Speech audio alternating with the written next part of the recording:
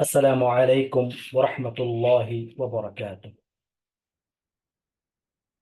الحمد لله رب العالمين، والصلاة والسلام على رسوله الكريم نبينا محمد وعلى آله وصحبه أجمعين ومن تبعهم بإحسان إلى يوم الدين، أما بعد. سبحانك لا علم لنا إلا ما علمتنا إنك أنت العليم الحكيم. اللهم علمنا ما ينفعنا وانفعنا بما علمتنا وزدنا علما. اللهم إنا نسألك علما نافعا ورزقا طيبا وعملا متقبلا. اللهم رحمتك نرجو فلا تكلنا إلى أنفسنا طرفة عين، وأصلح لنا شأننا كله، لا إله إلا أنت. اللهم أرنا الحق حقا وارزقنا اتباعه، وأرنا الباطل باطلا وارزقنا اجتنابه. معزز حاضرین،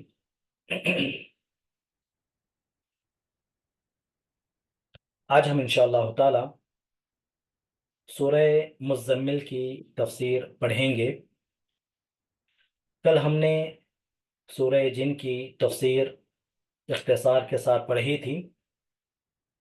اس میں ایک چیز جو رہ گئی تھی وہ یہ بتانا تھا کہ سورہ جن کے حوالے سے بہت ساری غلط فہمیاں عوام کے درمیان پائی جاتی ہیں جو علم سے دور ہیں۔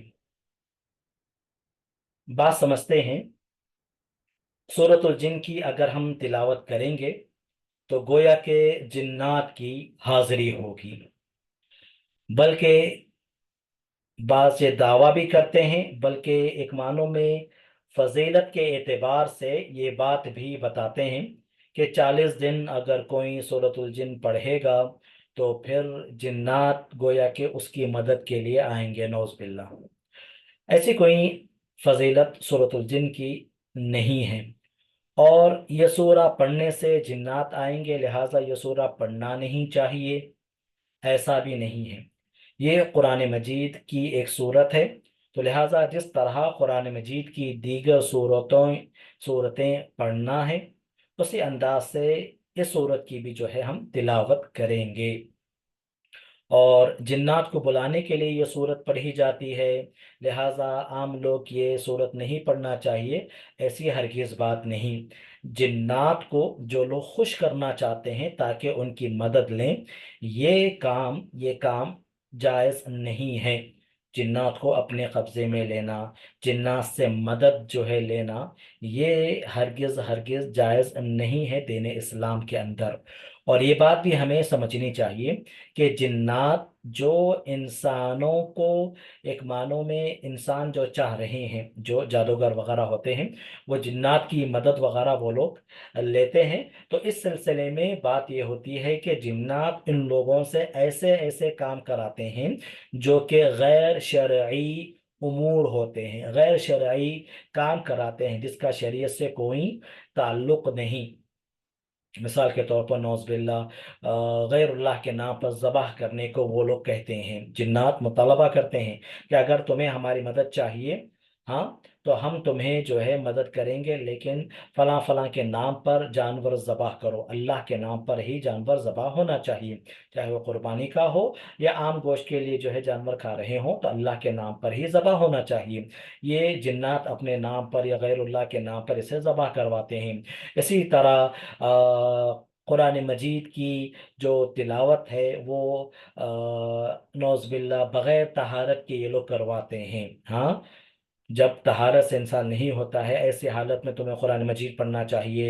ہاں، نعوذ باللہ بیت الخلاء میں قرآن مجید کی تلاوت ہونی چاہیے، اور قرآن مجید کے اوراق سے، قرآن مجید کے پیجز سے بہت ہی زیادہ ایک معنوں میں غیر شرعی، ہاں، اور بے ادبی کی جس کے اندر انتہا ہوتی ہے، ایسے کام یہ جنات کراتے ہیں، اور تبھی چل کر ان کی وہ کچھ جو ہے مدد کرتے ہیں۔ ٹھیک ہے، تو سورہ جن کی تلاوت کرنے سے جنات نہیں آتے، اور جنات کو بلانا ہے تو یہ صورت پڑھنا چاہیے، ایسی بھی ہرگز بات نہیں ہے۔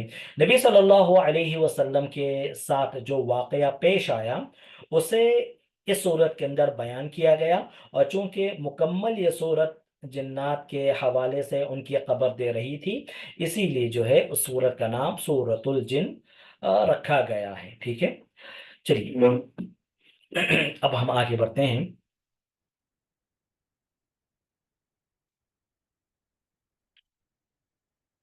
آج جو ہم سورت پڑھنے جا رہے ہیں یہ سورہ مزمل ہے، سورہ مزمل ہے۔ اس کا جو نام ابتدائی اس کے حروف سے ہی لیا گیا ہے، یا ایوہ المزمل، اسی سے سورہ مزمل ہے، یا سورۃ المزمل۔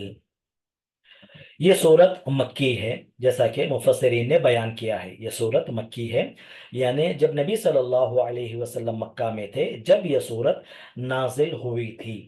بلکہ علماء کے درمیان اس سلسلے میں مختلف اقوال پائے جاتے ہیں کہ سب سے پہلے کیا سورہ مزمل نازل ہوئی یا پھر سورہ مدثر نازل ہوئی، کون سی سورت پہلے نازل ہوئی، اس سلسلے میں علماء کا اختلاف ہے۔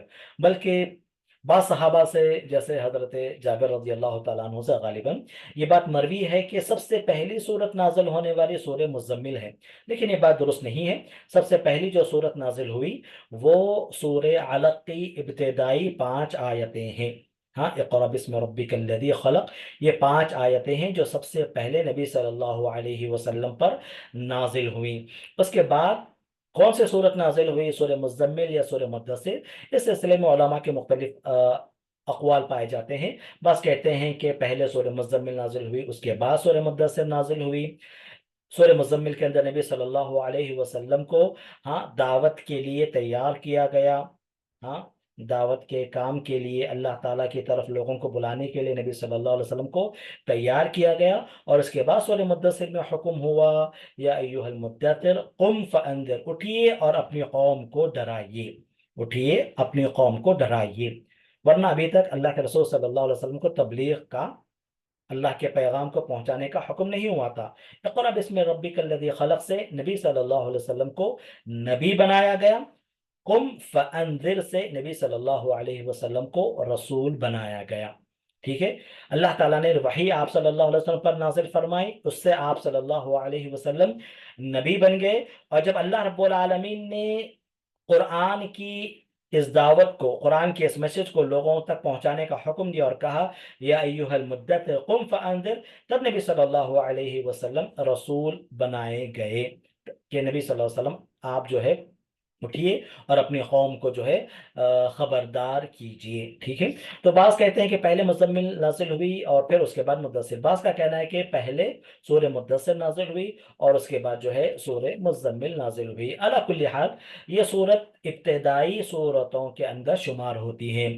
سب سے پہلے نبی صلی اللہ علیہ وسلم پر، جیسا کہ باخبر طور پر مفسرین نے علوم القرآن کے اندر یہ ترتیب جو ہے بیان کی ہے کہ سب سے پہلے سورہ علق نازل ہوئی، اقرأ بسم ربک الذی خلق، اس کے بعد سورہ قلم، نون والقلم وما یسطرون، جس کی تفسیر ہم نے پڑھی ہے، یہ نازل ہوئی۔ اس کے بعد جو ہے سورہ مزمل یا سورہ مدثر جو ہے نازل ہوئی۔ یہ جو ہے ترتیب علماء کرام بتاتے ہیں، اور جب ہم مصحف پڑھتے ہیں تو جو ہے سورہ قلم کے ساتھ جو ہے نمبر جو ہے 2 لکھا جاتا ہے، کہ نزول کے اعتبار سے، نازل ہونے کے اعتبار سے، قرآن کی ترتیب کے اعتبار سے نہیں، قرآن مجید کے جو صورتیں ہیں اس کی ترتیب کے اعتبار سے نہیں، بلکہ نازل ہونے کے اعتبار سے یہ دوسری صورت ہے سورہ قلم۔ اور پھر سورہ مزمل کا جو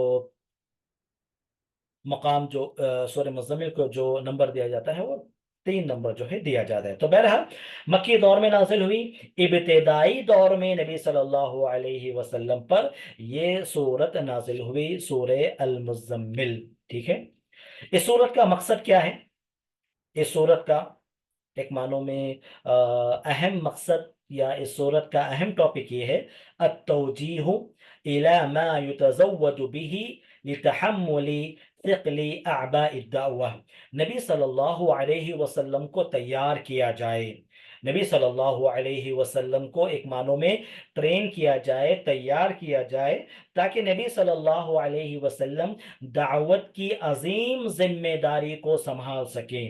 نبی صلی اللہ علیہ وسلم کو نبی صلی اللہ علیہ وسلم کو ٹرین کیا جائے، نبی صلی اللہ علیہ وسلم کو تیار کیا جائے، اور نبی صلی اللہ علیہ وسلم کی ان کاموں کی طرف، ان اعمال کی طرف رہنمائی کی جائے جس کے ذریعے سے نبی صلی اللہ علیہ وسلم وحی کے نزول کو برداشت کر سکیں، اور دعوت کی جو ذمہ داری ہے، ہاں، لوگوں کو اللہ تعالیٰ کی طرف بلانے کی جو ذمہ داری ہے، اس کی نبی صلی اللہ علیہ وسلم کو ایک معنوں میں عادت ہونے کے لیے، تیار کرنے کے لیے اللہ رب العالمین نے اس صورت کے اندر احکام نازل فرمائے ہیں۔ ٹھیک ہے، تو دعوت کو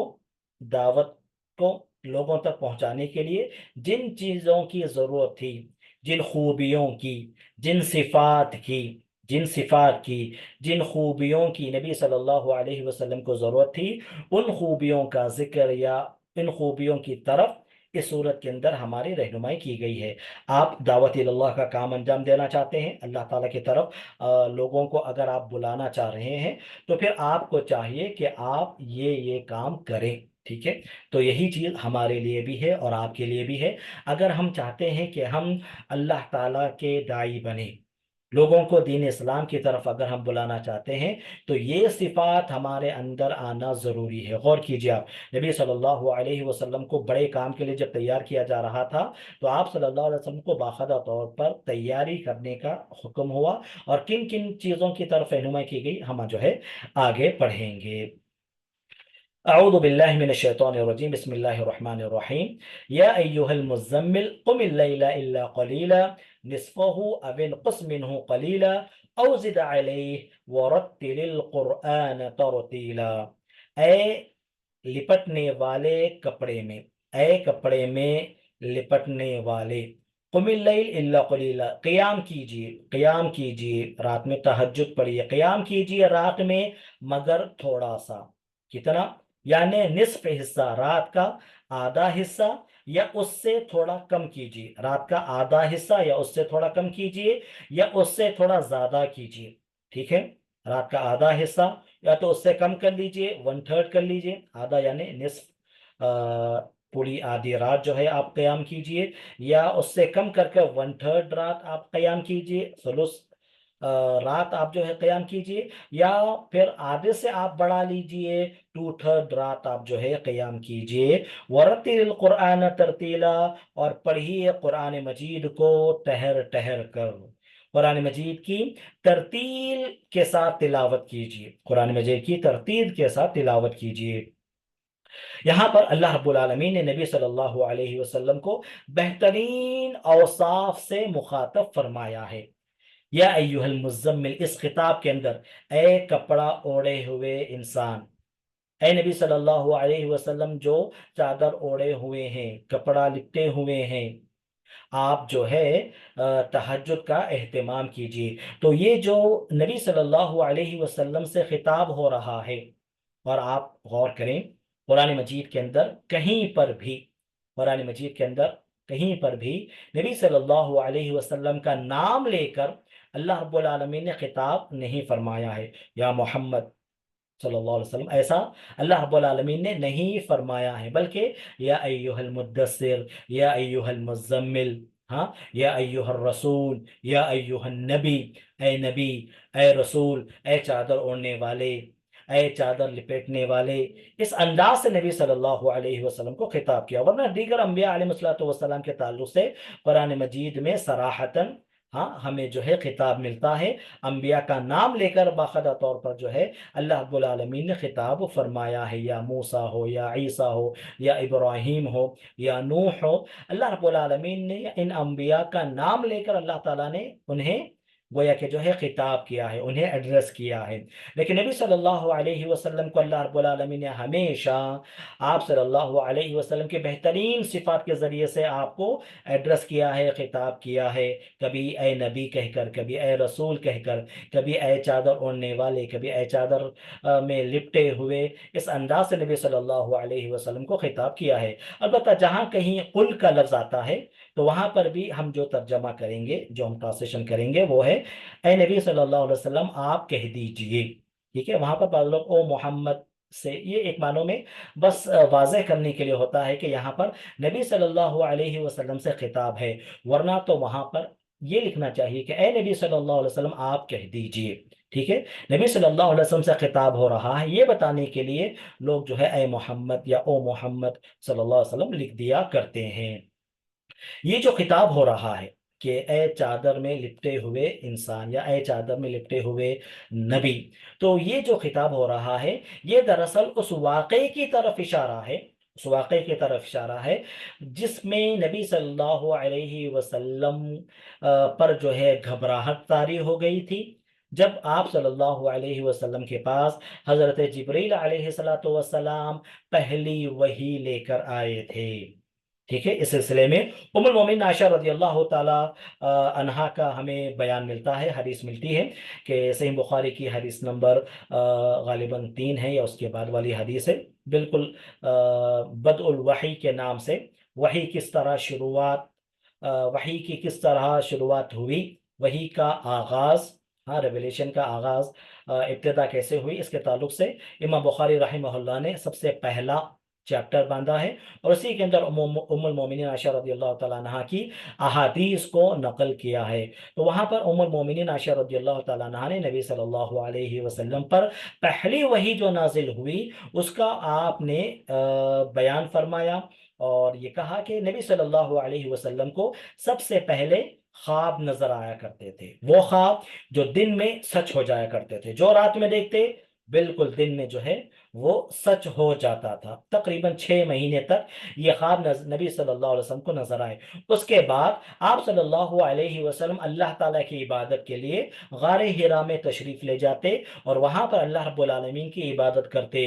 مشرکین مکہ کو جب نبی صلی اللہ علیہ وسلم نے دیکھا کہ یہ غیر اللہ کی عبادت کر رہے ہیں، اللہ کے ساتھ دوسروں کو بھی جو ہے انہوں نے شریک ٹھہرایا ہے، تو لہٰذا نبی صلی اللہ علیہ وسلم اکیلے اللہ رب العالمین کی عبادت کرنے کے لیے غار حرا چلے جاتے، توشہ بنتے، ٹفن اپنا بن لیتے اور غار حرا جو ہے چلے جاتے، اللہ تعالیٰ کی بندگی کرتے، عبادت کرتے، اور پھر جو ہے آپ صلی اللہ علیہ وسلم جب توشہ ختم ہو جاتا عام طور پر لوٹ کر آتے، اور پھر جو ہے اسی طرح یہ سلسلہ چلتا رہا، یہاں تک کہ ایک دن ایک فرشتہ یعنی حضرت جبریل علیہ السلام نبی صلی اللہ علیہ وسلم کے پاس آئے اور کہا آپ پڑھیے، اقرا، پڑھیے۔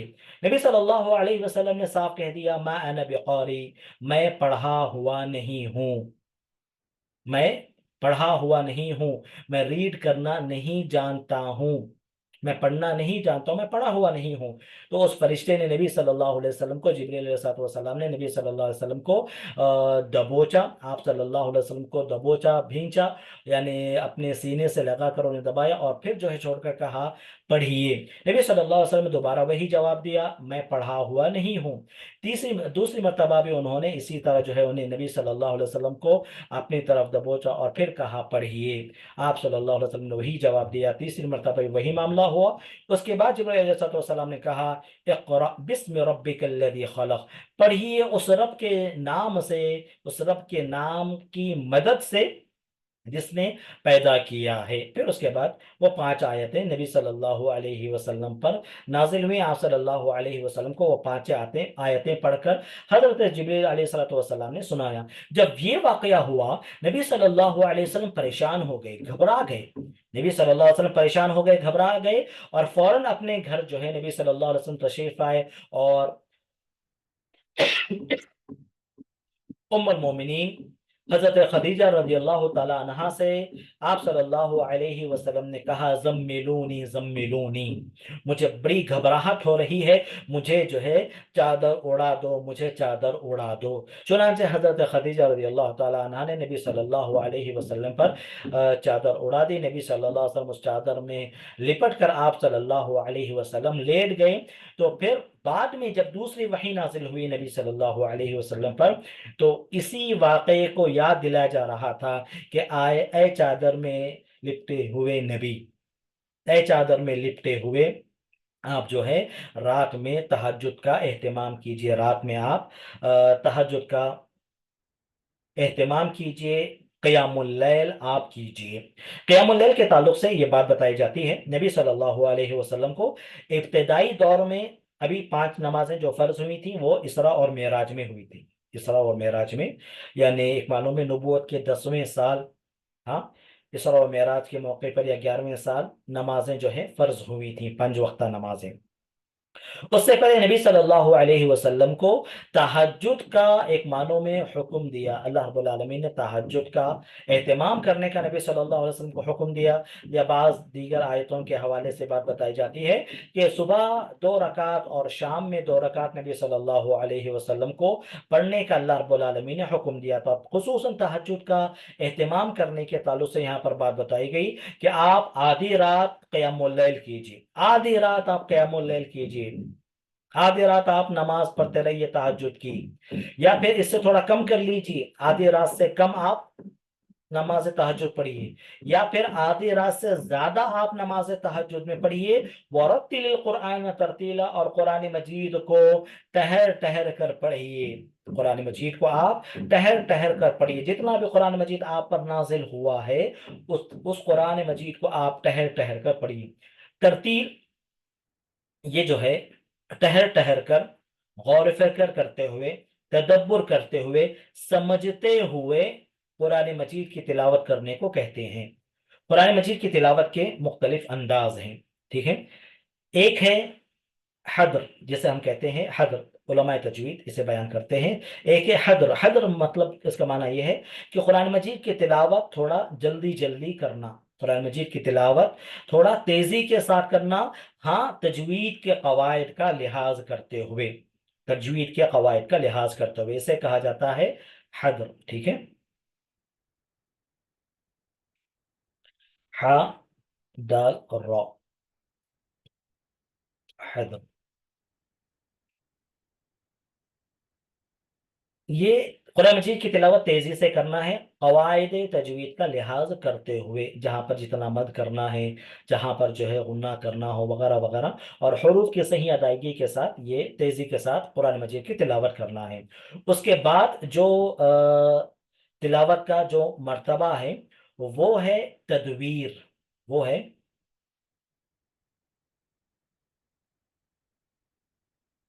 ہے تدویر کا، تدویر۔ اس کے اندر قرآن مجید کی جو تلاوت ہوتی ہے وہ اتنی تیز یا سرعت کے ساتھ نہیں ہوتی ہے جتنا کہ حدر میں ہو رہی تھی، جتنا کہ حدر میں ہو رہی تھی، ٹھیک ہے۔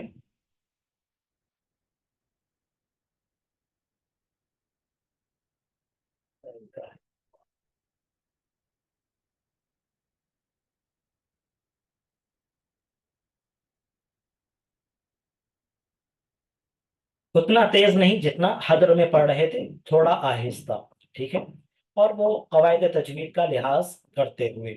اس کے بعد تیسرا جو مرتبہ ہے وہ ہے ترتیل کا، تیسرا جو مرتبہ ہے وہ ترتیل کا ہے۔ ترتیل کے اندر آہستہ، یعنی ایک معنوں میں سکون سے، اطمینان کے ساتھ قرآن مجید کی آیات کو سمجھتے ہوئے، اس کے اندر غور و فکر کرتے ہوئے، اس کے مفاہیم پر تھوڑا سا ہاں رک رک کر جو ہے گویا کہ توجہ دیتے ہوئے تلاوت کرنے کو ترتیل کہا جاتا ہے۔ قواعد تجوید کی یہاں پر بھی باقاعدہ طور پر رعایت ہوتی ہے، اور قواعد تجوید کے رعایت کے ساتھ ہی قرآن مجید کی تلاوت کرنا ہے وہ تو بالکل لازمی ہی ہے۔ تو تیسرا جو درجہ ہے وہ ترتیل کا ہے، ٹھیک ہے۔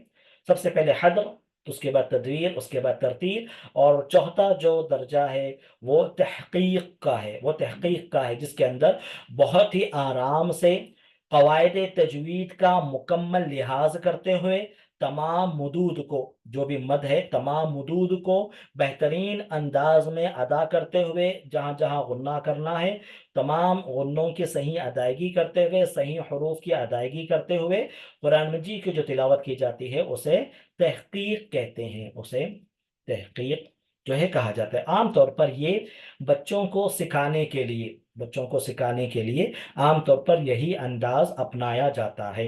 आप जो है कारी सिद्दीक अल मिनशावी की अगर आप तिलावत खास तौर से बच्चों को सिखाने के लिए जो लगाई जाती है, वो अगर आप सुने, या इसी तरह खलीफा अत्तनी जी की जो तिलावत है, हाँ इसी तरह माहिर मुआक्किली की जो तिलावत है, जो उन्होंने नमाजों के अलावा जो उन्होंने रिकॉर्ड की है, नमाजों के अंदर हरम के अंदर जो पढ़ते हैं वो नहीं, बल्कि अलग से जो तिलावत रिकॉर्ड की गई है, जो बिल्कुल आराम से, हाँ जिसके अंदर आपको महसूस नहीं होगा कि शायद यही कारी है। तो ये जो अंदाज है बिल्कुल तहकीक के साथ, तमाम हरूफ की बेहतरीन अदायगी, तमाम मदूद का लिहाज करते हुए, जहाँ गुन्ना करना है, जहाँ इल्गाम करना है वगैरह, तमाम कवायद तजवीद का लिहाज करते हुए और बिल्कुल सुकून और इत्मीनान के साथ तिलावत जो है जो की जाती है, इसे तहकीक कहते हैं। ये मरातिब है। नबी सल्लल्लाहु अलैहि वसल्लम को जो हुक्म दिया गया है, और गोया के एक मानो में नबी सल्लल्लाहु अलैहि वसल्लम के साथ हमें भी, उम्मत को भी जो हुक्म दिया गया है वो ये कि हम तरतील के साथ कुरान मजीद की तिलावत करें। वरत्तिल कुरआन तरतीला।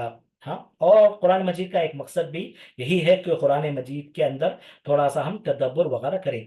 और ये जो मरातिब हैं कुरान मजीद की तिलावत के, वो हालात के एतबार से अलग अलग होंगे, ठीक है। अब बच्चे जो एक मानो में कुरान मजीद को अभी पढ़ना सीख रहे हैं, उन्हें आराम से जो है कुरान मजीद को सही अंदाज में पढ़ना सिखाना होगा। उन्हें उसी अंदाज से जो है सिखाया जाएगा, उसी अंदाज में पढ़ने के लिए कहा जाएगा।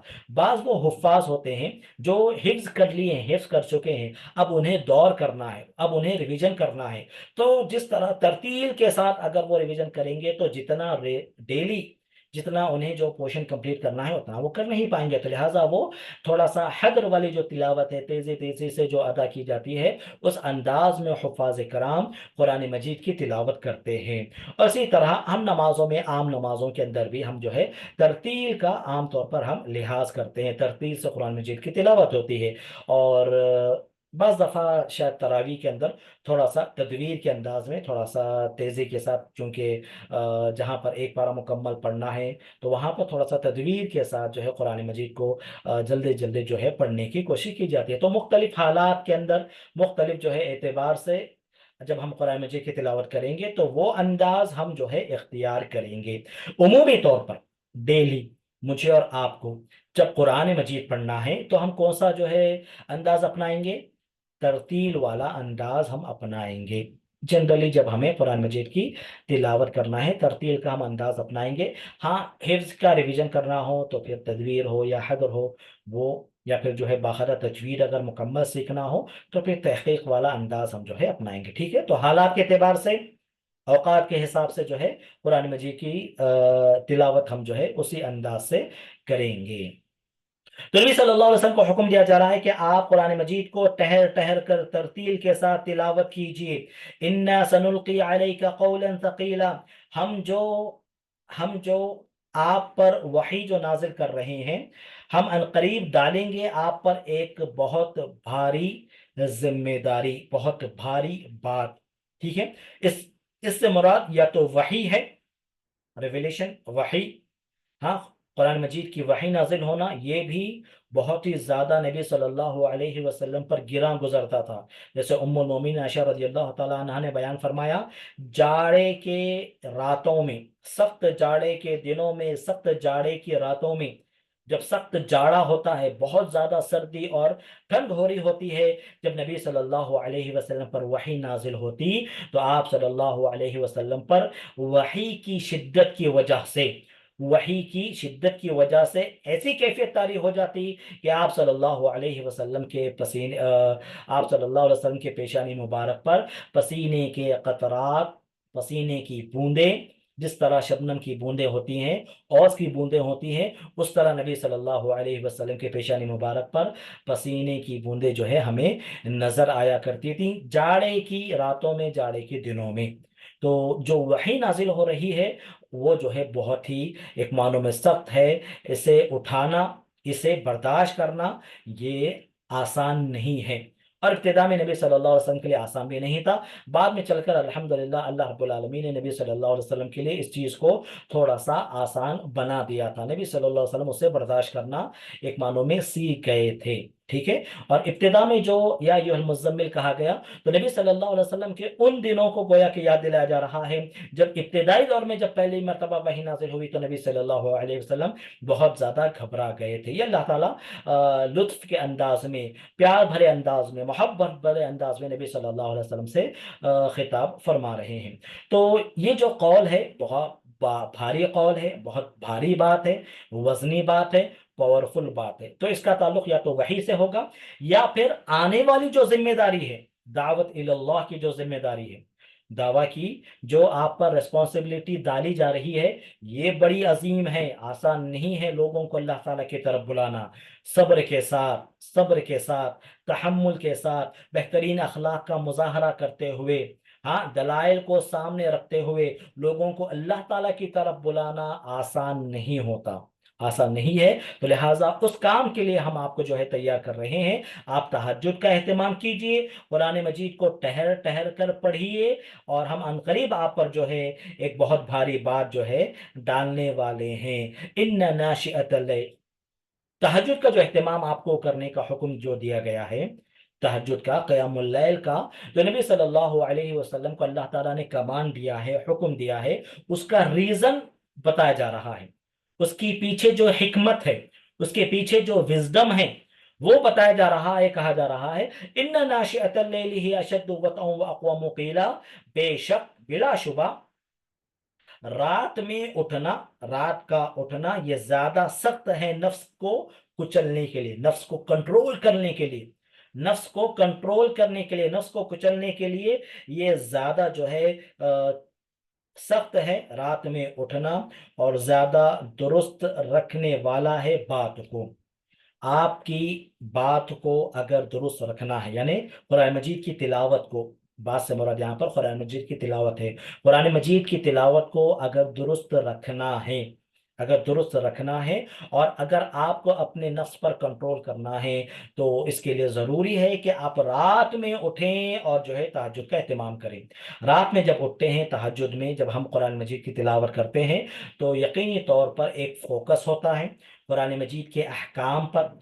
कुरान मजीद के अंदर जो अहकाम दिए जा रहे हैं, जो अल्लाह ताला के जो इसके अंदर कमांड्स हैं, जो अहकाम हैं, अल्लाह ताला ने जो इसके अंदर बातें बयान की हैं, उस पर गौर व फिक्र करने के लिए, फोकस करने के लिए रात का जो वक्त है सबसे बेहतरीन है। इसलिए कि दिन के अंदर मशगूलियत है। बताया गया इन्ना लका फिन्नहारि सबहन तवीला, बेशक बिलाशुबा आपके लिए दिन में मसरूफियत है बहुत। दिन में आपको मसरूफियत है, या तो आपके लिए मुआश, तिजारत की, मुआश की आपको जो है मसरूफियत है। ठीक है, आप वहां पर जो है बिजी हो जा रहे हैं, या तो फिर दावत इल्लल्लाह के अंदर आप बिजी हैं। आप दावत इल्लल्लाह देने के लिए, दावा का काम करने के लिए, दावत इल्लल्लाह करने के लिए, तबलीग करने के लिए आपको कुरान मजीद के अंदर गौर व फिक्र करना जरूरी है। इसे ठहर ठहर कर पढ़ना जरूरी है, और ये उसी वक्त मुमकिन है जब आप रात में इसके लिए वक्त निकालें। रात के अंदर उठना नफ्स को बहुत ज्यादा कंट्रोल भी कर लेगा, और कुरान मजीद की तिलावत करने के लिए आपको बहुत ही ज्यादा बेहतरीन वक्त मिलेगा, जिसके अंदर आप पूरे फोकस के साथ, हाँ, डिस्ट्रैक्शन से बचते हुए, मशगूलियत से बचते हुए, दिन के अंदर जिस तरह तवज्जो इंसान की बढ़ जाती है, उन सारी चीजों से बचते हुए आप रात में जो है क़यामुल लैल कीजिए, कुरान मजीद की तिलावत कीजिए। पहला हुक्म क़यामुल लैल का, और क़यामुल लैल के अंदर भी कुरान मजीद की तिलावत करने का हुक्म तरतील के साथ। उसके बाद अल्लाह ताला के जिक्र का हुक्म हो रहा है, वज़कुर इस्मा रब्बिका वतबत्तल इलैहि तबतीला, और याद कीजिए नाम अपने रब का, अल्लाह ताला को याद कीजिए, सबसे कट कर मुतवज्जो हो जाइए उसकी तरफ यकसू होकर। अल्लाह ताला का जिक्र कीजिए, अल्लाह ताला का नाम बार बार लीजिए, अल्लाह ताला का जिक्र बार बार कीजिए। और ऐसा जिक्र नहीं कि जिक्र भी कर रहे हैं, कुछ काम भी कर रहे हैं, मशगूलियत है, और क्या पढ़ रहे हैं, अल्लाह ताला को जो याद कर रहे हैं वो उसके अंदर फोकस नहीं है, नहीं, बल्कि बिल्कुल अलग होकर, तन्हाई में बिल्कुल अलग होकर, सारी चीजों से, मशगूलियत से, ہاں آپ کی جو مشغولیت ہے اس سے کٹ کر آپ جو ہے اللہ تعالیٰ کا ذکر کیجئے، اللہ تعالیٰ کا ذکر کیجئے، اللہ رب العالمین کو یاد کیجئے۔ رب المشرقی، اس اللہ کو یاد کیجئے جو مشرقوں اور مغرب کا رب ہے، یعنی جیسے اس سے پہلے ہم نے بھی ذکر کیا تھا کہ سورج کے نکلنے کے الگ الگ جو ہے جگہ ہیں، یعنی سن رائز کا بھی الگ الگ پوائنٹ ہے ہر دن کا، سن سیٹ کا بھی، سورج غروب ہونے کا بھی الگ الگ پوائنٹ ہے، الگ الگ جو ہے جگہ ہیں۔ تو اللہ رب العالمین مشرقوں کا بھی اور مغرب کا بھی، ہاں، جہاں سے سورج نکلتا ہے مشرق اور جہاں سورج ڈوبتا ہے مغرب، ان دونوں چیزوں کا بھی اللہ رب العالمین رب ہے۔ اللہ تعالیٰ ان چیزوں کا پیدا کرنے والا ہے، اللہ تعالیٰ ان چیزوں کو جو ہے چلانے والا ہے، اللہ تعالیٰ ان چیزوں کو چلانے والا ہے۔ اور ان دونوں کے درمیان، مشرق اور مغرب، ایسٹ اور ویسٹ کے درمیان جتنی چیزیں ہیں ان تمام کا بھی رب اللہ رب العالمین ہے۔ ربوبیت کا یہاں پر ذکر ہوا، اس کے بعد کہا گیا لا الہ الا ہو، کوئی معبود برحق نہیں مگر وہ، اللہ تعالیٰ کے سوا کوئی معبود برحق نہیں۔ اللہ تعالیٰ کی الوہیت کا ذکر فرمایا، فاتخذہ وکیلا، آپ اللہ تعالیٰ کو کارساز بنا لیجیے، اللہ تعالیٰ کو اپنا محافظ آپ بنا لیجیے۔ اللہ تعالیٰ جو مشرق اور مغرب کا رب ہے، اللہ تعالیٰ جس کے سوا کوئی معبود برحق نہیں، یعنی ربوبیت کا ذکر، الوہیت کا ذکر، اور اس کے بعد کہا جا رہا ہے کہ آپ ایسی ذات کو اپنا محافظ بنائیے۔ یقینی طور پر ہم ایسی ہی ذات کو اپنا کارساز بنانا چاہیے، ایسی ہی ذات کو اپنا ہم جو ہے محافظ بنانا چاہیے۔ ہمارا جو مکمل بھروسہ ہو، توکل، جو مکمل ہمارا بھروسہ ہے وہ صرف اور صرف اللہ رب العالمین کی ذات پر ہونا چاہیے۔ قیام اللیل کا حکم، قیام اللیل کے اندر قرآن مجید کی تلاوت کا حکم، قیام اللیل کے اندر قرآن مجید کی تلاوت کا حکم، ذکر کا حکم ہو گیا۔ ان دونوں عبادتوں کا ذکر کرنے کے بعد پھر نبی صلی اللہ علیہ وسلم کو صبر کی تلقین کی جا رہی ہے، ٹھیک ہے، صبر کی تلقین کی جا رہی ہے۔ جب آپ دعوت کا کام کریں گے، جب آپ قرآن مجید پڑھ کر لوگوں کو اللہ تعالیٰ کی طرف بلائیں گے، تبلیغ کا کام کریں گے، تو یقینی طور پر ایسے حالات آئیں گے جس کے اندر آپ کو صبر سے رہنا ہوگا۔ لوگ آپ کی بات یا تو مانیں گے یا تو آپ کی بات کا انکار کریں گے، یا آپ کے ساتھ ہو سکتا ہے وہ لوگ ناروا سلوک بھی کریں، تو حالات مختلف ہو سکتے ہیں۔ ہر صورت میں آپ کو صبر سے کام لینا ہے۔ وَاصْبِرْ عَلَىٰ مَا يَقُولُونَ وَاهْجُرْهُمْ هَجْرًا جَمِيلًا، اور صبر کیجئے ان باتوں پر جو وہ کہتے ہیں، اور چھوڑ دیجئے انہیں چھوڑ دینا اچھے طریقے سے۔ آپ ایک تو صبر کیجئے، جو بھی وہ بول رہے ہیں خاموشی سے سن لیجئے، صبر کر لیجئے، ہاں، تھوڑا سا پیشنس آپ رکھیے، اور اچھے طریقے سے انہیں اگنور کیجئے، انہیں اچھے طریقے سے تھوڑا سا نظر انداز کیجئے۔ ان کی ہر بات کا جواب دینا ضروری نہیں ہے، یہ میرے اور آپ کے لیے بھی اس کے اندر بہت جو ہے پیغام ہے، ٹھیک ہے، ہر بات کا جواب دینا ضروری نہیں ہے۔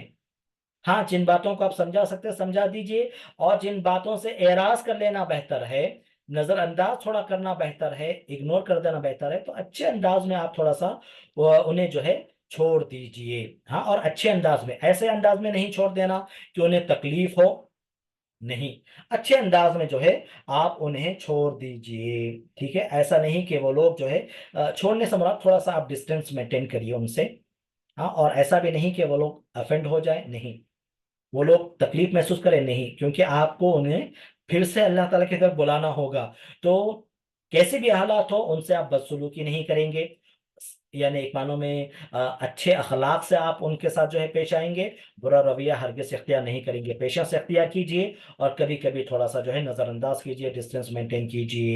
وَذَرْنِي وَالْمُكَذِّبِينَ أُولِي النَّعْمَةِ وَمَهِّلْهُمْ قَلِيلًا، اور جو لوگ اعراض کر رہے ہیں، آپ کو تکلیف دے رہے ہیں، آپ کا انکار کر رہے ہیں، تو ایسے لوگوں سے آپ مت بھیڑیے، ایسے لوگوں سے آپ ان کا مقابلہ مت کیجئے، بلکہ اور چھوڑ دیجئے مجھے اور تکذیب کرنے والے کو، انکار کرنے والے کو، اور مجھے چھوڑ دیجئے، ہم اسے جو ہے نمٹ لیں گے۔ اولی نعمتی، جو بڑا آسودہ حال ہے، بڑا مالدار ہے، بڑی نعمتوں کے اندر وہ جی رہا ہے، وَمَهِّلْهُمْ قَلِيلًا، اور مہلت دیجئے انہیں تھوڑی سی مہلت دے دیجئے، اور ان سے جو ہے گویا کہ اللہ رب العالمین نے نبی صلی اللہ علیہ وسلم سے یہ وعدہ کیا کہ میں جو ہے ان سے نپٹ لوں گا۔ اور یہاں پر خاص طور سے یہ بات ذکر کی گئی کہ انسان کو جب نعمتیں ملتی ہیں تو انسان کیا کرتا ہے، بہت زیادہ ایروگنٹ ہو جاتا ہے، सरकश हो जाता है, हद से वो तजावुज करने लगता है। इंसान हद से थोड़ा सा तजावुज करने लगता है। जैसा ही कोई नेमत मिली, यानी जब इंसान को ये महसूस होता है कि वो सेल्फ सफिशिएंट है, जैसा कि अल्लाह ताला ने दूसरे मुकाम पर ये बात इरशाद फरमाई कि कल्ला इन्नल इंसाना लयतगा, सूरह अलक के अंदर, सूरह अलक के अंदर अल्लाह ताला ने फरमाया आयत नंबर 6 और 7 में, कल्ला इन्नल इंसाना लयतगा, हरगिज नहीं, इंसान सरकशी करता है, हद से आगे बढ़ जाता है, तकब्बुर करता है, हाँ इनकार करता है। क्यों? अर्रआहुस्तगना, अर्रआहुस्तगना, जब वो ये समझता है कि वो बेनियाज है, उसे किसी की जरूरत नहीं है, जब वो क्या करता है, जब उसे महसूस होता है कि वो सेल्फ सफिशिएंट है, तो वहां पर वो जो है, हाँ सारी चीजों को इग्नोर करने लगता है और जो है तकब्बुर करने लगता है, सरकश करने लगता है। तो इनको जो अल्लाह ताला ने माल दे रखा है, और अपनी मालदारी के अंदर, अपनी मालदारी के अंदर आसुदा हाल के अंदर जब वो है, आसुदा हाल के अंदर जब वो है, तो वो थोड़ा सा एरोगेंट हो जा रहे हैं, सरकश हो जा रहे हैं। आप इन्हें थोड़ी मोहलत दीजिए, आप इन्हें थोड़ी मोहलत दीजिए, और जो है आप डिस्टेंस मेंटेन कर लीजिए, मैं इनसे गोया कि जो है निपट लूंगा। अल्लाह रब्बुल आलमीन नबी सल्लल्लाहु अलैहि वसल्लम को ये हुक्म दे रहे हैं। उसके बाद अल्लाह ताला ने ये बात इरशाद फरमाई कि ऐसा नहीं है कि जो लोग इनकार कर रहे हैं, जो लोग आपका इनकार कर रहे हैं, उन्हें छोड़ दिया जाएगा, ऐसा हरगिज नहीं है। जो लोग आपका इनकार कर रहे हैं उन्हें छोड़ दिया जाएगा, उनके साथ कुछ नहीं होगा, ऐसा नहीं है। इन्ना लदैना अनकालन व जहीमा, ठीक है, कयामत से, गोया के आखिरत से, अल्लाह के अजाब से डराया जा रहा है। बिलाशुबा हमारे यहाँ बेड़ियां हैं और भड़कती हुई आग है। अंकाल ये निकल की निकलुन की जमा है, जिससे मुराद है बेड़ियां।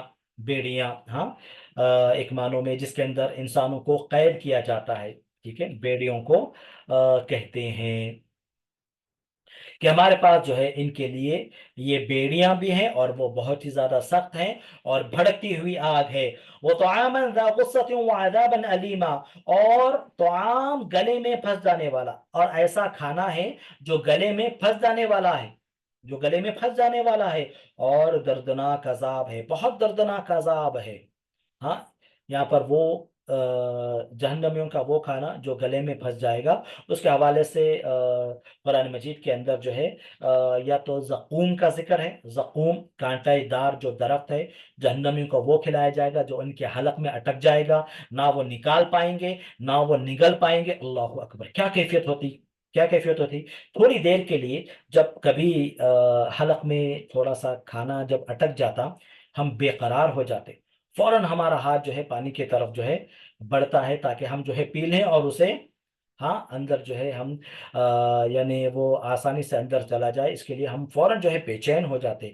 अब जहन्नमी को जो जकूम खिलाया जाएगा, कांटेदार जो दरख्त खिलाया जाएगा, वो ऐसा होगा कि उसे ना निकाल सक रहे होंगे, ना जो है वो निगल सक रहे होंगे। जब निगलना चाहेंगे, पानी पीना चाहेंगे, तो खौलता हुआ पानी उन्हें पिलाया जाएगा। वो ऐसा पानी होगा, इतना खौलता हुआ, कि जैसे ही वो पानी पीएंगे, अल्लाह रहम करे कि उसके अंदर जो है वो सीधा उनकी आंतों को फाड़ कर जो है वो बाहर निकल जाएगा, उतना सख्त वो गर्म पानी होगा, ठीक है।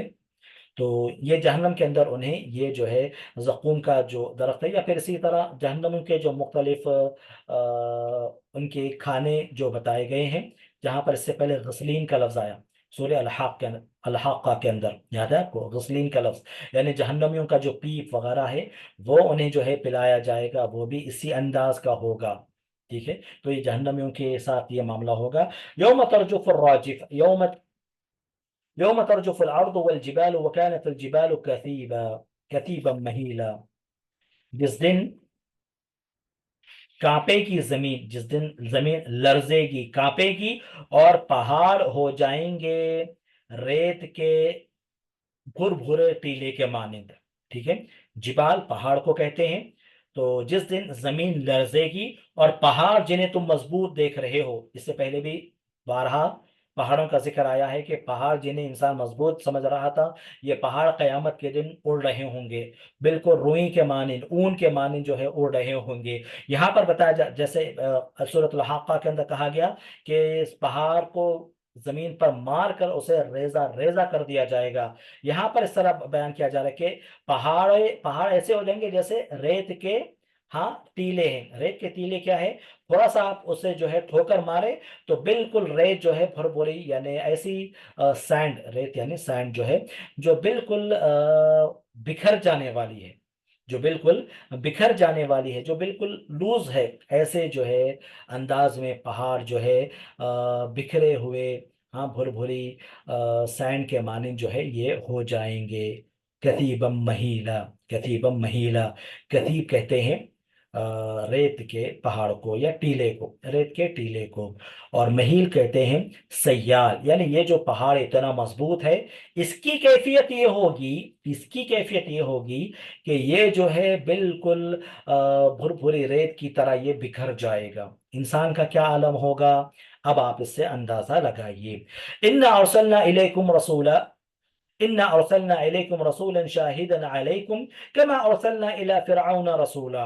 लोगों को तो ये चाहिए था, ये लोग इनकार कर रहे हैं, रसूल का इनकार कर रहे हैं, और अल्लाह ताला ने उन्हें जो माल दे रखा है उस पर वो लोग जो है अल्लाह ताला का शुक्र बजा लाने के बजाय उल्टा अल्लाह ताला की नाफरमानी कर रहे हैं, अल्लाह ताला के नाशुक्री कर रहे हैं, और फिर जो है रसूलों का इनकार कर रहे हैं। होना तो ये चाहिए, रसूल जब भेजे गए हैं तो रसूल अल्लाह ताला की नेमत है, रसूल अल्लाह ताला की नेमत है। जो अहद, जो वादा अल्लाह ताला ने हमसे लिया था, अहद अलस, कि हम अल्लाह ताला ही की इबादत करेंगे, उस वादे को, उस अहद को, उस वादे को ये रसूल याद दिलाते हैं।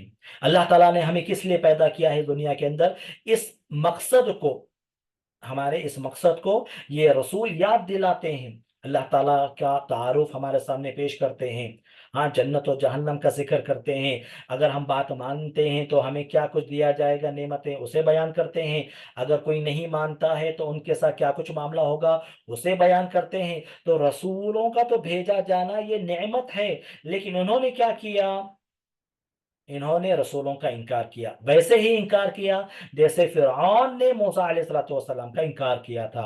इन्ना इन्ना अरसलना इलैकुम रसूलन शाहिदा, बिला शुबह हमने भेजा तुम्हारी तरफ एक रसूल, शहादत देने वाला। रसूल अपनी कौम पर गवाह होते हैं, रसूल अपनी कौम पर गवाह होते हैं कि बाखिर तौर पर अल्लाह का पैगाम रसूल कौम तक पहुंचा दिए। कौम का क्या रवैया था, रसूल इस बात के गवाह होते हैं। कमा अरसलना इला फिरऔन रसूला, जिस तरह हमने फिरऔन की तरफ रसूल भेजा था, यानी मूसा अलैहिस्सलातु वस्सलाम को। उन्होंने क्या किया, फिरऔन ने क्या किया, फअसा फिरऔन रसूल फअखज़नाहु अखज़न वबीला, बस नाफरमानी की फिरऔन ने उस रसूल की, मूसा अलैहिस्सलातु वस्सलाम की, तो पकड़ लिया हमने उसे सख्त पकड़ना। सख्त पकड़ के अंदर अल्लाह ताला ने फिरऔन को पकड़ लिया।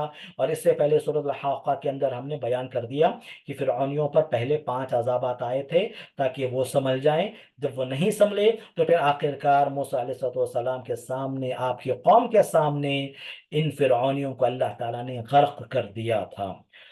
उसके बाद अल्लाह रब्बुल आलमीन मजीद जो है कयामत के दिन को याद दिलाते हुए फरमा रहा है, फकैफ तत्तकून इन कफरतुम यौमन यजअलुल विल्दान शीबा, तुम कैसे बच पाओगे, तुम कैसे बच पाओगे उस दिन, कैसे बच सकते हो उस दिन, तुम जो है उस दिन कैसे अपने आप को प्रोटेक्ट कर सकते हो, जबकि बच्चे बूढ़े हो जाएंगे।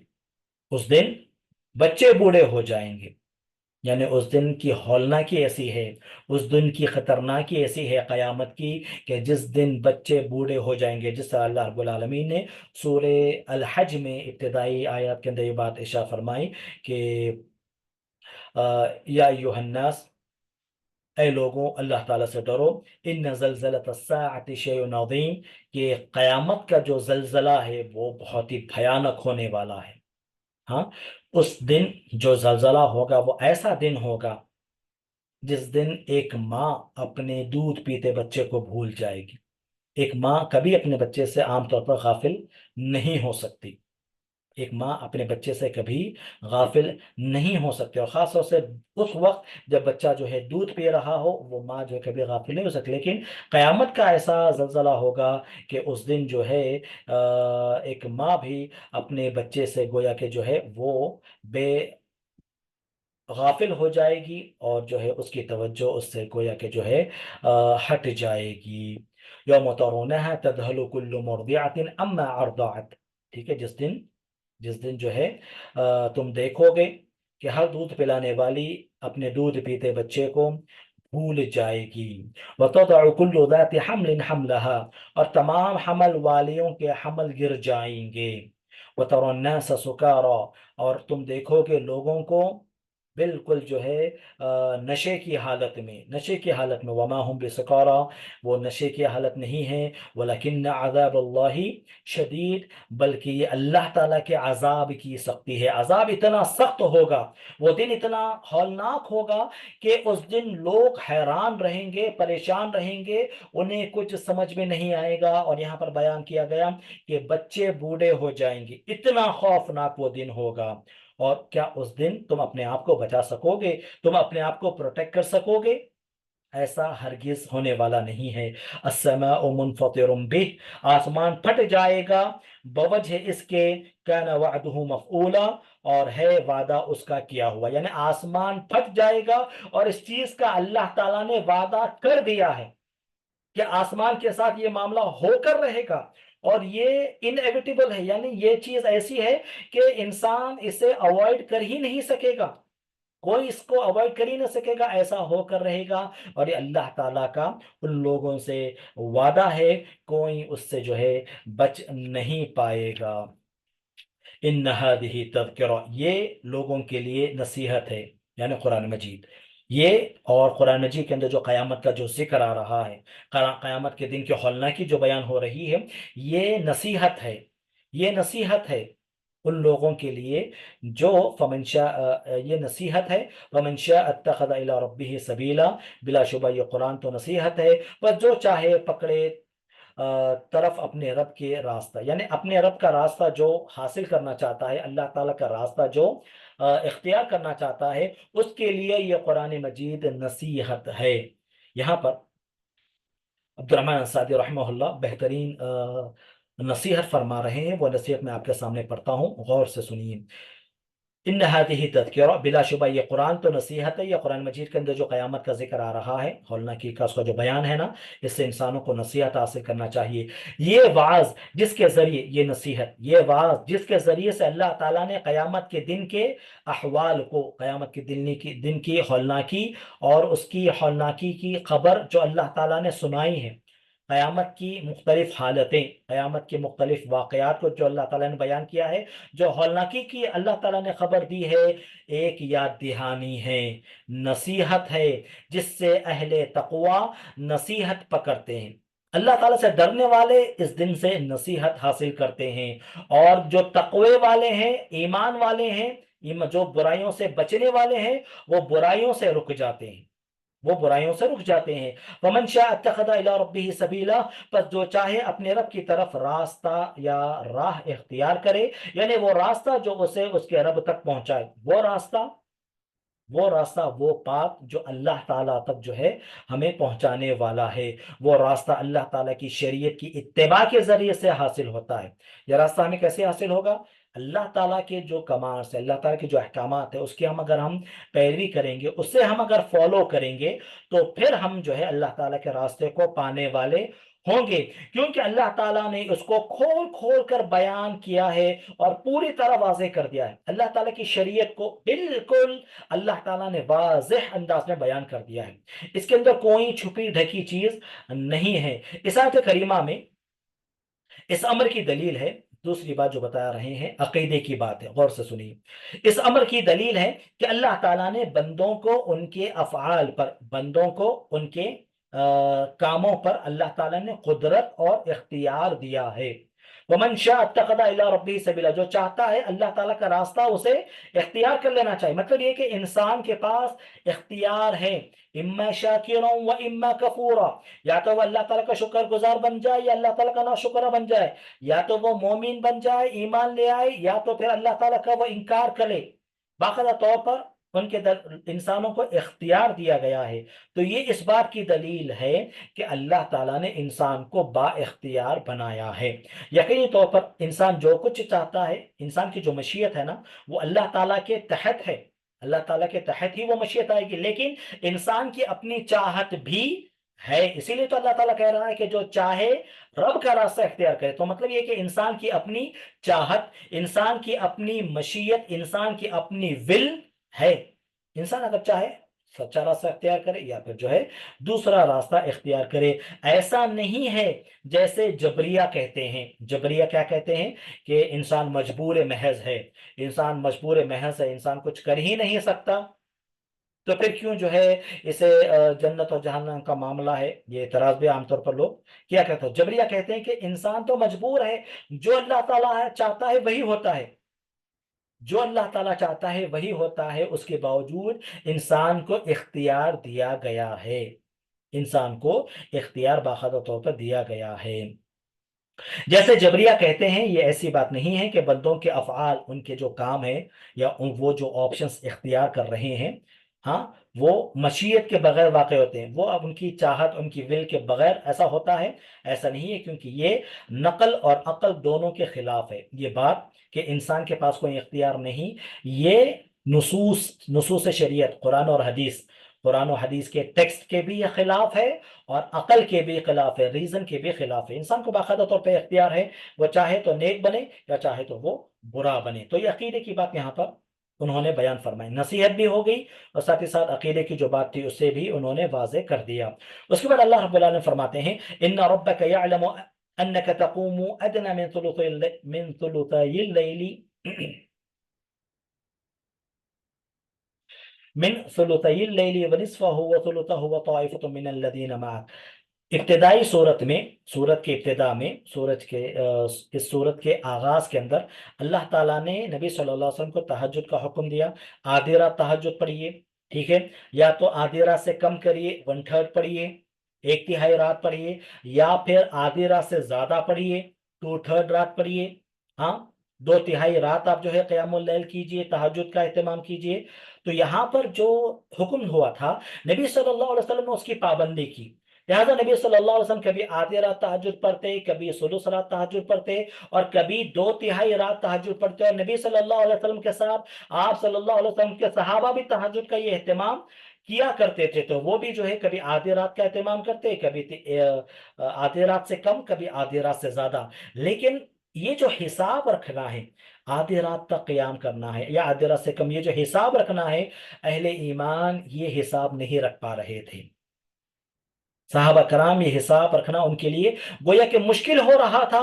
तो अल्लाह रब्बुल आलमीन ने मोमिनों के लिए, नबी सल्लल्लाहु अलैहि वसल्लम के वास्ते भी और मोमिनों के लिए भी अल्लाह रब्बुल आलमीन ने तखफीफ जो है वहां पर अल्लाह रब्बुल आलमीन ने एक तखफीफ दे दी, एक अल्लाह रब्बुल आलमीन ने इजीनेस दे दी। और वो क्या है, अल्लाह ताला ने बात बयान फरमा दी कि रात का जो हिसाब है ना वो अल्लाह ताला बेहतर रख सकता है। इस रात का हिसाब तुम जो है नहीं रख पा रहे हो, तो लिहाजा फ़क़रउ मा तयस्सर मिन, जितना कुरान मजीद की तुम तिलावत कर सकते हो या जितनी तुम नमाज पढ़ सकते हो उतनी तुम पढ़ो, जितनी तुम पढ़ सकते हो उतनी तुम पढ़ो। मालूम ये हुआ कि कुरान क़यामुल लैल की जो बात है ये नफली नमाज है, जितना इंसान इस्तिताअत के साथ पढ़ सकता है उसे पढ़े। अब्दुर्रहमान सादी रहमतुल्लाह कहते हैं कि यहाँ पर ये बात बताई जा रही है कि इंसान के अंदर, मोमिनों के पास, मुसलमानों के पास जब नशात होती है, यानी जब उनके पास जो है बिल्कुल जब वो नशीत होते हैं, हाँ, जब उनके पास जो है जब वो फुर्तीले रहते हैं, एनर्जी जबरदस्त उनके पास रहती है, जितनी एनर्जी है ना उतना उन्हें नमाज ये तहज्जुद की पढ़नी चाहिए। अब जब ऐसा हो जाता है कि इंसान सुस्ती थोड़ी सी आ जा रही है, थोड़ा मुश्किल हो जा रहा है, तो उसे आराम करना चाहिए। यहाँ पर अल्लाह ताला उस बात का हुक्म दिया है और फिर ये भी रीजन बता दिया है, ये तो आम लोगों के लिए है। बाज दफा ऐसा होता है कि इंसान के हालात मुख्तलिफ हैं, कभी इंसान बीमार भी पड़ सकता है, तो जो बीमार है उसके लिए भी यहाँ पर रुख्सत दी गई है। कभी इंसान सफर पर भी जा सकता है, तिजारत का सफर हो सकता है या जिहाद का सफर हो सकता है या फिर इबादत का सफर हो सकता है, उम्रे का, हज का सफर हो सकता है। इन तमाम सफरों के अंदर भी उसे छूट दे दी गई कि जितना तुम पढ़ सकते हो उतना पढ़ो, नहीं पढ़ सकते तो तुम छोड़ दो, नहीं पढ़ सकते तो तुम छोड़ दो, तुम्हारी इस पर कोई गिरफ्त होने वाली नहीं है। तो अल्लाह ताला ने जो आसानी अल्लाह ताला ने नाजिल फरमाई उसका यहां पर बयान हो रहा है। इन्ना रब्बका यअलमु अन्नका तक़ूमु अदना मिन सुलुतैल लैली व निस्फहु व सुलुतहु व ताइफतुम मिनल लदीना मअक, यकीनन आपका रब जानता है कि बेशक आप क़याम करते हैं, तहज्जुद पढ़ते हैं। कितना? करीब दो तिहाई, टू थर्ड, सुभान अल्लाह। कभी आधी रात, کبھی 1/3 رات آپ جو ہے قیام کرتے ہیں، اور آپ کے ساتھ صحابہ کا ایک گروہ بھی جو آپ کے ساتھ نماز تہجد پڑھتے ہیں۔ واللہ یقدر اللیل والنہار، اور اللہ ہی پورا اندازہ کرتا ہے رات اور دن کا۔ علم ان لن تحصوہ فتاب علیکم، اللہ تعالیٰ نے یہ جان لیا کہ تم اس کا حساب نہیں رکھ پا رہے ہو، رات کا کتنی تلاوت کرنا ہے، کتنا قیام اللیل کرنا ہے، اس کا حساب تم نہیں رکھ پا رہے ہو، لہٰذا اللہ تعالیٰ نے تمہاری مشکل کو آسان کر دیا۔ اللہ تعالیٰ نے تم پر جو ہے توجہ فرمائی، اور پھر تمہارے لیے آسانی فرمائی، اور کہا فَقْرَؤْا مَا تَيَسَّرَ مِنَ الْقُرْآنِ، قرآن مجید سے جتنا پڑھ سکتے ہو اتنا تم پڑھو۔ عَلِمَ أَن سَيَكُونُ مِنْكُمْ مَرْضَىٰ، ایک تو یہ تخفیف ہوگی، جتنا پڑھ سکتے ہو پڑھو، نفلی عبادت ہے، ٹھیک ہے۔ دوسری تخفیف، حالات بھی کبھی مختلف ہو سکتے ہیں۔ عَلِمَ أَن سَيَكُونُ مِنْكُمْ مَرْضَىٰ، اللہ تعالیٰ یہ بات بھی جانتا ہے کہ تم میں سے کچھ بیمار بھی ہو سکتے ہیں۔ وَآخَرُونَ يَضْرِبُونَ فِي الْأَرْضِ، کچھ لوگ سفر پر بھی جا سکتے ہیں۔ يَبْتَغُونَ مِن فَضْلِ اللَّهِ، یہ سفر اللہ تعالیٰ کے فضل کو تلاش کرنے کا ہوتا ہے، یعنی تجارت کا یہ سفر ہے، یہ بزنس کا سفر ہے، تجارت کا سفر ہے۔ وَآخَرُونَ يُقَاتِلُونَ فِي سَبِيلِ اللَّهِ، اور بعض ایسے بھی ہیں جو سفر کر رہے ہیں، جو سفر کر رہے ہیں، جرنی کر رہے ہیں جہاد فی سبیل اللہ کے لیے۔ فَقْرَؤْا مَا تَيَسَّرَ مِنْهُ، تو تم پڑھو جتنا تمہارے لیے آسان ہو، اتنا ہی تم جو ہے قرآن مجید پڑھو۔ اس کے بعد پھر اللہ تعالیٰ جو امہات العبادات ہیں، یعنی نماز اور زکوٰۃ کا حکم دیا، اور کہا وَأَقِيمُوا الصَّلَاةَ وَآتُوا الزَّكَاةَ، نماز قائم کرو، زکوٰۃ ادا کرو۔ نماز قائم کرنے کے تعلق سے عبدالرحمن اسادی رحمہ اللہ نے کہا، نماز کو اس کے پورے شروط، کنڈیشنز کے ساتھ، پورے ارکان، پورے واجبات، پورے مستحبات کے ساتھ بہترین انداز سے نماز ادا کرو، اسی کو کہا جاتا ہے نماز کو قائم کرنا۔ اقیم الصلاۃ کے اندر یہ ساری چیزیں ہیں۔ وآتوا الزکاۃ، زکوٰۃ ادا کرو، بالکل اپنے بہترین مال کو، اور خوش دلی کے ساتھ، بہترین مال کو، اپنے حلال مال کو خوش دلی کے ساتھ، خوش دلی کے ساتھ خوش ہو کر صدقہ کرو، زکوٰۃ دو۔ ہاں، صدقہ دینا، اور وہ بھی خوش دلی کے ساتھ، مال بھی حلال ہونا چاہیے، نیت بھی درست ہونی چاہیے، نیت درست ہونی چاہیے، مال بھی حلال ہونا چاہیے، اور ساتھ ہی ساتھ دل کی جو کیفیت ہے نا، جب دے رہے ہیں نا ہم، خوش دلی سے دیں، خوش ہو کر دیں۔ اللہ تعالیٰ آپ کو مال دیا ہے، آپ لوگوں پر خرچ کریں، خوشی سے ہمیں دینا چاہیے۔ یہ ساری تفصیلات عبدالرحمٰن سعدی رحمہ اللہ نے یہاں پر جو ہے ذکر فرمائی ہے۔ وَأَقْرِضُوا اللَّهَ قَرْضًا حَسَنًا، اور زکوٰۃ ادا کرو اور اللہ تعالیٰ کو بہترین قرض دو، یعنی صدقہ کرو۔ قرض سے تعبیر کیا گیا، قرض ایک معنوں میں آپ کے پاس لوٹ کر آتا ہے، جو بھی آپ قرض دیتے، قرض آپ کو واپس، وہ باخبر طور پر جو بھی آپ لون دیتے آپ کو ملتا ہے واپس باخبر۔ تو اسی طرح جو بھی آپ صدقہ کر رہے ہیں، ہاں، باقاعدہ طور پہ اس کا جو اجر و ثواب ہے وہ بہترین انداز میں آپ کو ملے گا۔ پھر عمومی آیات، اور پھر عمومی جو ہے خیر کے کاموں کی طرف توجہ دلاتے ہوئے فرمایا، وَمَا تُقَدِّمُوا لِأَنفُسِكُم مِّن خَيْرٍ تَجِدُوهُ عِندَ اللَّهِ، جو کچھ تم اپنے لیے آگے بھیجتے ہو، اپنے لیے تم آگے جو بھی نیکیاں بھیج رہے ہو، یعنی اس کے لیے، قیامت کے دن کے لیے، آخرت کے لیے جو بھی نیکیاں تم آگے بھیج رہے ہو، تَجِدُوهُ عِندَ اللَّهِ، اللہ تعالیٰ کے پاس تم وہ ساری کی ساری نیکیاں پاؤ گے، چاہے وہ نیکی ذرہ برابر چھوٹی کیوں نہ ہو، یا بڑی بڑی نیکیاں کیوں نہ ہو، اللہ تعالیٰ نے ان سب کا حساب رکھا ہے، اللہ تعالیٰ نے ان سب کا حساب رکھا ہے، ٹھیک ہے۔ تجدوہ عند اللہ، تم اسے اللہ تعالیٰ کے پاس پاؤ گے، هو خیرا واعظم اجرا، وہ بہت بہتر ہے اور بہت زیادہ ہے اجر کے اعتبار سے۔ واستغفر اللہ، اور اللہ تعالیٰ سے استغفار کرو، اللہ تعالیٰ سے مغفرت طلب کرو، بے شک اللہ رب العالمین، بے شک اللہ رب العالمین معاف کرنے والا ہے، رحم کرنے والا ہے۔ ان اللہ غفور الرحیم، بے شک اللہ تعالیٰ معاف کرنے والا ہے، اور بے شک اللہ رب العالمین رحم کرنے والا ہے۔ تو نماز کا اہتمام کرنے کا حکم دیا گیا، زکوٰۃ اور صدقات کا حکم دیا گیا، اور ہر نیکی کرنے کا حکم دیا گیا، اس لیے کہ جو بھی نیکی ہم کریں گے ہم باقاعدہ طور پر اللہ تعالیٰ کے پاس اسے ہم پائیں گے، ٹھیک ہے۔ جیسے کہ اللہ رب العالمین نے مختلف آیات کے اندر اس بات کی طرف اشارہ کیا ہے کہ چاہے وہ نیکی ذرہ برابر بھی کیوں نہ ہو، وَمَن يَعْمَلْ مِثْقَالَ ذَرَّةٍ خَيْرًا يَرَهُ، जो कोई जर्रा बराबर भी नेकी करेगा ना वो उसे पालेगा। वमन यअमल मिस्काल ज़र्रतिन शर्रन यरा, जो उसी बराबर गुनाह करेगा जर्रा बराबर भी, उसे वो पालेगा। तो अल्लाह ताला के पास सारी नेकियों का हिसाब है, और अल्लाह ताला के पास जो कुछ है वो तुम्हारे लिए बहुत बेहतर है, अजर के एतबार से भी और एक मानो में ज्यादती के एतबार से भी। और फिर उसके बाद कहा गया इस्तिगफार करो। हम जैसे अल्लाह ताला की इबादत करनी है हम नहीं कर सकते, जैसा नमाज पढ़ना है हम वैसा नमाज पढ़ सकते क्या? बिल्कुल भी हम वैसी नमाज नहीं पढ़ सकते। जैसा अल्लाह ताला की इबादत करना है वैसा हम इबादत नहीं कर सकते। जैसा अल्लाह ताला का जिक्र करना है वैसा जिक्र हम नहीं कर सकते। गुनाहों से जैसे बचना है हम वैसा बच नहीं सकते। तो लिहाजा क्या करना चाहिए? इस्तिगफार करना चाहिए, इस्तिगफार करना चाहिए। हर इबादत के बाद इस्तिगफार करने का हुक्म हमें मिला है। नमाज के बाद भी हम अस्तगफिरुल्लाह अस्तगफिरुल्लाह अस्तगफिरुल्लाह कहते हैं। हज के अंदर भी हज से फारिग होता ही फारिग होने के बाद, हज से फारिग होने के बाद इस्तिगफार करने का हमें हुक्म दिया गया है। अल्लाह ताला से तौबा करो, इस्तिगफार करो, माफ़ी तलब करो।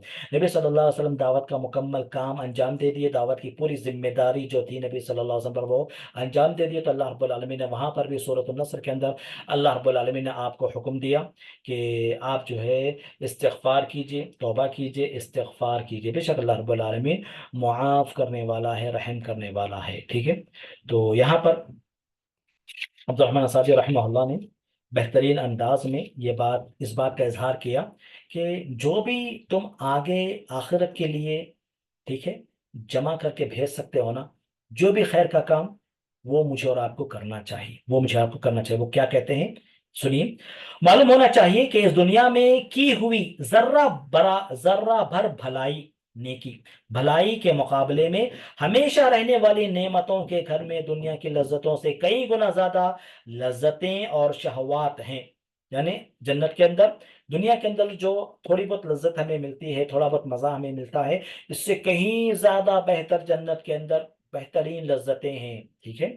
इस दुनिया में की हुई भलाई और नेकी आखिरत के दायमी घर में भलाई और नेकी की बुनियाद, उसका बीज, उसकी असल और असास है। आखिरत का जो घर है हमारा, जो हमेशा, जिसमें हम हमेशा रहेंगे इंशाअल्लाह, जिसमें हम हमेशा रहेंगे, ये जो नेकी हम कर रहे हैं, ये उसकी असास है, उसकी बुनियाद है।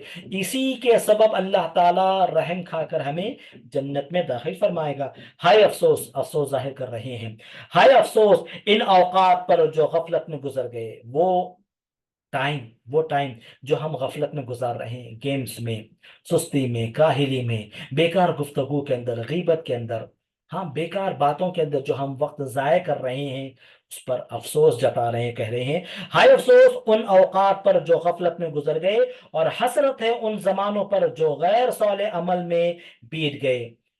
ऐसा वक्त जिसके अंदर हमने कोई नेक काम नहीं किया, उस पर हसरत होगी हमें, उस पर हसरत कहेंगे। हसरत यानी इंसान अफसोस करेगा काश मैं वो नेकी कर लेता। और जैसा कि कयामत के दिन इंसान अफसोस करेगा जब नेकियों का सवाब देखेगा, तो शायद और भी नेकियां मुझे कर लेना चाहिए था, इंसान अफसोस करेगा। है कोई मददगार उस दिल का जिस पर उसके पैदा करने वाले की कोई नसीहत असर नहीं करती, और ना उस हस्ती की तरगीब कोई फायदा देती है जो उस पर उससे भी ज्यादा रहम करती है जितना वो खुद अपने आप पर रहम कर सकता है। यानी इंसान को नसीहत हासिल करना चाहिए। अल्लाह ताला इंसान पर अपने नफ्सों से ज्यादा रहम करने वाला है। मैं अपने नफ्स पर, मैं मुझ पर, और आप अपने आप पर जितना आप रहम कर सकते हैं ना, अल्लाह ताला उससे ज्यादा रहम खाता है, अल्लाह ताला उससे ज्यादा मेहरबानी करने वाला है। तो ऐसे लोगों पर, यानी ऐसे दिल जो नसीहत हासिल नहीं कर रहे हैं, कुछ असर हासिल नहीं कर रहे हैं, ऐसे दिलों के ऊपर जो है वो अफसोस का इजहार कर रहे हैं कि क्या बात है, कोई तरगीब, हाँ, उनके अंदर शौक पैदा नहीं हो रहा नेकियों का, गुनाहों से बचने का खौफ अल्लाह ताला का नहीं है। ऐ अल्लाह, हर किस्म की हम्दो सना तेरे ही लिए है, तेरे ही पास शिकायत करते हैं और तुझ ही से मदद तलब करते हैं। वला हौला वला कुव्वता इल्ला बिल्लाह। मतलब ये है कि गोया के इंसान को चाहिए कि वो अल्लाह ताला ही से जो भी अपनी शिकायत अल्लाह ताला के पास करें। हम अल्लाह ताला ही से जो है शिकायत करते हैं अपनी कोताही की। हम जो कोताही कर रहे हैं ना, اس پر جو ہے باخر طور پر ہمیں افسوس کرنا چاہیے. یہی افسوس یہاں پر وہ ظاہر کر رہے ہیں. اس کے بعد استغفار کا ذکر ہوا ہے. اس کے بعد استغفار کا ذکر ہوا ہے. اس طرح سورہ مزمل کی تفسیر الحمدللہ مکمل ہوئی. اللہ تعالیٰ سے دعا ہے کہ جو پیغام اس صورت کے اندر نبی صلی اللہ علیہ وسلم کو دیا گیا ہے، اس پیغام کو سمجھنے اور اس پر عمل کرنے کے اللہ تعالیٰ ہمیں نیک توفیق عطا فرمائے. تہجد کا اہتمام کرنے کے اللہ تعالیٰ ہمیں نیک توفیق عطا فرمائے. اور یاد رکھیے، نفس کو کنٹرول کرنے کا، قرآن مجید پر غور و فکر کرنے کا بہترین ذریعہ قیام اللیل ہے. قیام اللیل ہے. پرسنالٹی ڈیولپمنٹ کے لیے مختلف چیزیں لوگ اپناتے ہیں. سب سے بہترین ذریعہ نمازوں کی پابندی، جیسا کہ اس سے پہلے ہم نے سورہ معارج کے اندر مومنوں کی صفات کے اندر بیان کیا تھا. اور یہاں پر پرسنالٹی ڈیولپمنٹ کے اندر سب سے بہترین چیز کیا ہے؟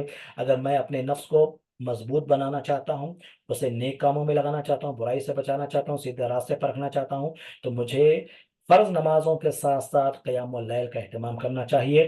ذکر اللہ تعالیٰ کا یہ بہت بڑا ہتھیار ہے. بہت بڑا ہتھیار ہے.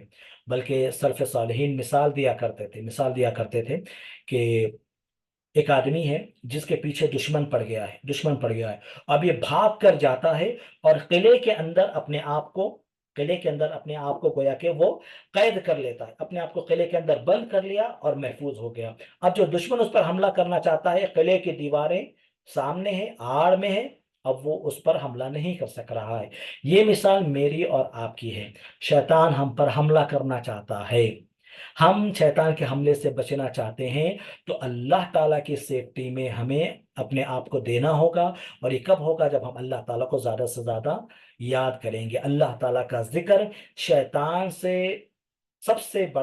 شیطان سے بچنے کا سب سے بہترین ذریعہ ہے. اور قرآن مجید کی تلاوت یہ سب سے بہترین ذکر ہے. قرآن مجید کی تلاوت سب سے بہترین ذکر ہے. قرآن مجید کو ترتیل کے ساتھ پڑھنا چاہیے. اللہ تعالیٰ ہمیں اس کی توفیق عطا فرمائے. آمین. وآخر دعوانا الحمد للہ رب العالمین. سوالات ہے تو آپ تھوڑا جلدی جلدی پوچھ لیجئے، وقت بہت کم ہے. کیا بغیر وضو کے موبائل میں قرآن کی تلاوت کر سکتے ہیں؟ کر سکتے ہیں. قرآن مجید کو، مصحف کو چھونا نہیں چاہیے بغیر وضو کے. ڈائریکٹلی چھونا نہیں چاہیے. البتہ موبائل میں پڑھ رہے ہوں یا پھر جو گلفس کے ساتھ پڑھ رہے ہوں تو بغیر وضو کے تلاوت کی جا سکتی ہے. مصحف کو چھونے کے لیے وضو ضروری ہے. نماز پڑھنے کے لیے، طواف کرنے کے لیے، مصحف کو چھونے کے لیے وضو ضروری ہے. وضو جو ہے ضروری ہے. ٹھیک ہے.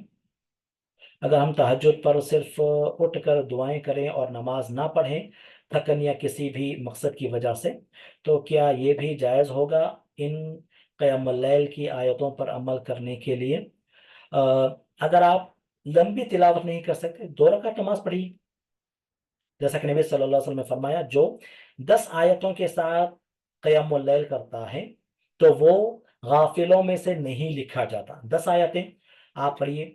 قل هو اللہ احد، اعوذ باللہ من الشیطان الرجیم، بسم اللہ الرحمن الرحیم. قل هو سورۃ الفاتحہ کے اندر 7 آیتیں ہو گئی. اس کے علاوہ بھی بتا رہا ہوں میں. قل هو اللہ احد، اللہ الصمد، لم یلد ولم یولد ولم یکن له کفوا احد. 10 آیتیں.